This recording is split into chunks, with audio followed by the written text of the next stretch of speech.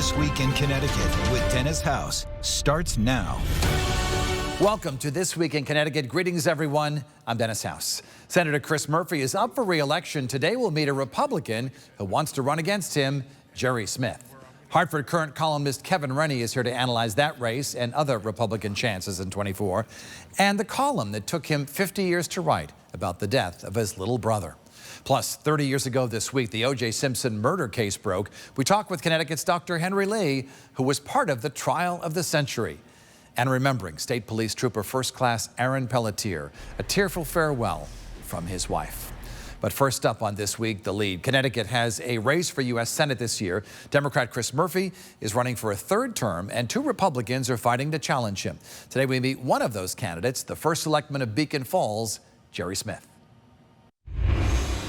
And with us now is the Republican candidate for the U.S. Senate, Jerry Smith. And Mr. Smith, good to see you here. Dennis, thanks for having me on. It's good to be here. You are the first selectman of Beacon Falls. Tell me your biggest accomplishment in your own judgment in Beacon Falls. I'd say my biggest accomplishment would be securing a AA+ credit rating for the town through good management and team effort through the finance department, and they recognized our efforts to secure some good financial management, and we did a lot of infrastructure improvements in town also. But I'd say a AA+ rating for a town of 6,600 is actually pretty good, pretty big accomplishment. And why do you want to be a U.S. Senator?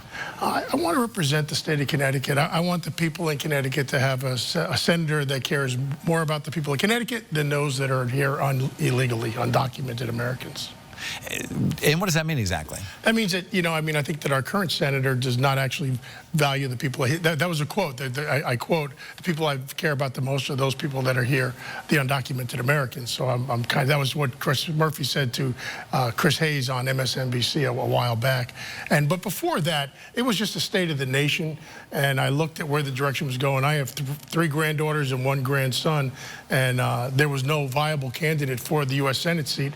And I said, for what I've done for the town of Beacon Falls, I think I can represent the state of Connecticut and the country very effectively.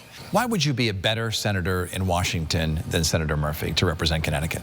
As I said, I think that I would represent the people and the lion's share of what they believe, and not what just some of the agendas are for a specific party, and listen to what the issues are and make the decision based on what's best, a common sense answer, and not just a party line decision. There is a Republican Senate primary this year. You'll be running against Matt Corey.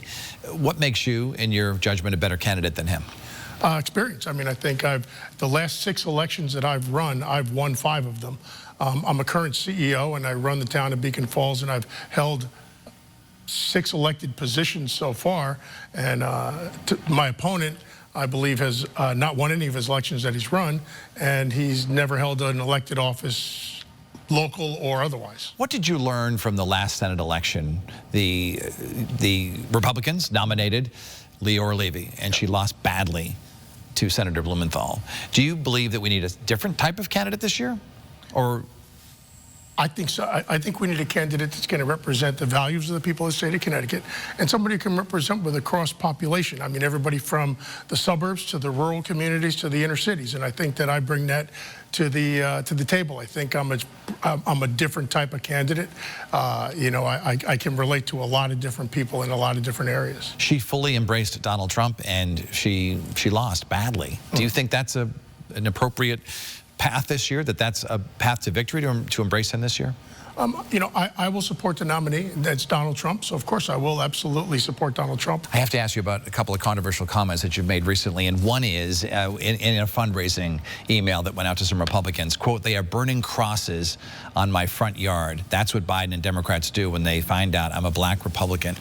Where in Connecticut were they burning crosses? They weren't. That's an unfortunate post that went out. I had a campaign manager who was working with a digital fundraising team, and I found out about that on Memorial Day when I was down recognizing our fallen heroes on Main Street in Beacon Falls, and I found out that went out, and I was mortified.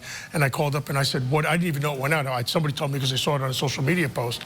So I immediately dismissed both the campaign manager and that media person because they were both fired because of what they wrote. Yeah, absolutely. So you don't support that at all? Absolutely. I mean, I didn't even know it was out there until it was brought to my attention. After Donald Trump was convicted on those counts, you tweeted, quote, "The Republic is on life support. Americans watch slow motion and in broad daylight as our nation devolves into a Soviet-era tyranny through a weaponized judiciary." What does that exactly mean? Because under Soviet tyranny, hundreds of thousands of people were killed.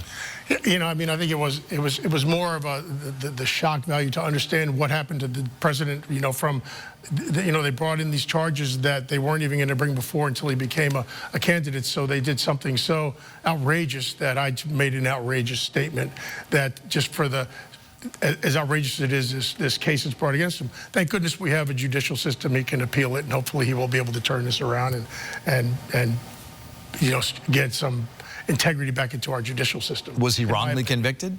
I believe, I believe he was. There's been an argument out there for many years, even decades, that black voters should support Democrats and should vote Democrat.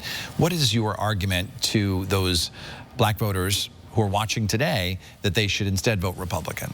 I think they should vote Republican because Republicans most represent the true values of what we believe. I mean, if you think about it, Abraham Lincoln freed the slaves, and Abraham Lincoln was a Republican. So I think if you want to look back at history, I think Republicans truly represent the values of the black and Hispanic community, family values, mothers and fathers, and just true traditional American values. Jerry Smith, he is a Republican candidate for the U.S. Senate. Best of luck, and we'll see you in debates and so forth this fall. Yes. Thanks, Dennis. Thanks for being on. Having me. Appreciate it. Coming up, we'll have analysis on this race and the 24 political scene from Kevin Rennie. But next, 30 years since the O.J. Simpson case. We'll be right back.